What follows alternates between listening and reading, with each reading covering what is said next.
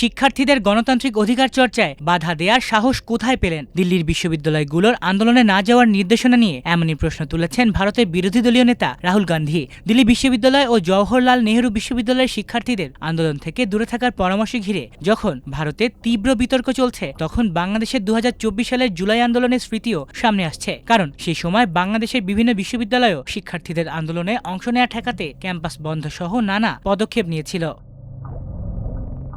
দিল্লি বিশ্ববিদ্যালয় বৃহস্পতিবার সামাজিক যোগাযোগ মাধ্যমে এক বিজ্ঞপ্তিতে শিক্ষার্থীদের বেআইনি সমাবেশ থেকে দূরে থাকার আহ্বান জানায়। যন্তর মন্তরের শিক্ষামন্ত্রী ধর্মেন্দ্র প্রধানের পদত্যাগের দাবিতে চলমান বিক্ষোভের কথা উল্লেখ করে বিশ্ববিদ্যালয় কর্তৃপক্ষ জানায়, এসব কর্মসূচিতে অংশ নিলে আইনি ব্যবস্থা নেওয়া হতে পারে। একই সঙ্গে শিক্ষার্থীদের নিরাপত্তা, পড়াশোনা ও ভবিষ্যৎ পেশাগত জীবনে এর নেতিবাচক প্রভাব পড়তে পারে বলেও সতর্ক করা হয়।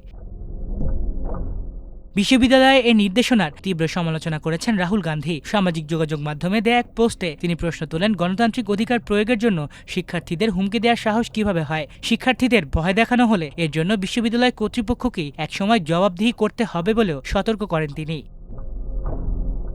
দিল্লি বিশ্ববিদ্যালয়ের পর শুক্রবার একই ধরনের সতর্কবার্তা দিয়েছে জওহরলাল নেহরু বিশ্ববিদ্যালয়ও। শিক্ষার্থী, শিক্ষক ও সংশ্লিষ্ট সবাইকে ব্যক্তিগত নিরাপত্তাকে অগ্রাধিকার দেওয়ার আহ্বান জানিয়ে যন্তর মন্তর বা এর আশেপাশের সমাবেশে অংশ না নেওয়ার পরামর্শ দিয়েছে বিশ্ববিদ্যালয় কর্তৃপক্ষ।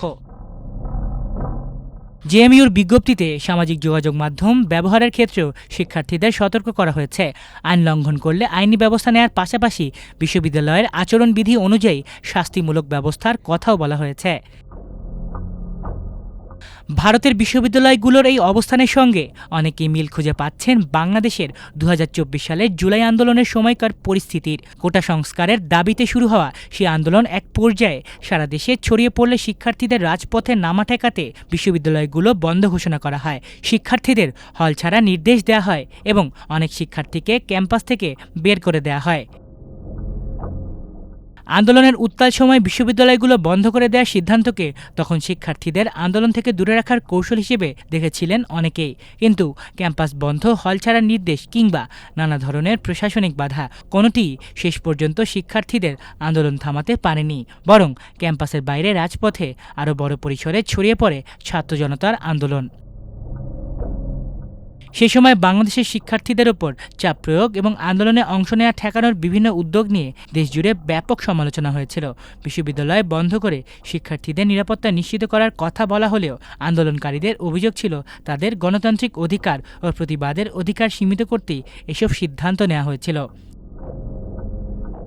এবার ভারতের দিল্লিতে শিক্ষার্থীদের আন্দোলনে অংশ নেওয়া ঠেকাতে বিশ্ববিদ্যালয়গুলোর সতর্কবার্তা সামনে আসায় সেই পুরনো বিতর্কই নতুন করে ফিরে এসেছে। প্রশ্ন উঠছে, শিক্ষার্থীদের নিরাপত্তার কথা বলে তাদের প্রতিবাদ থেকে দূরে রাখা কি সত্যি সমাধান, নাকি এটি আন্দোলন নিয়ন্ত্রণের একটি কৌশল? মাল্টিমিডিয়া ডেস্ক, আমার দেশ।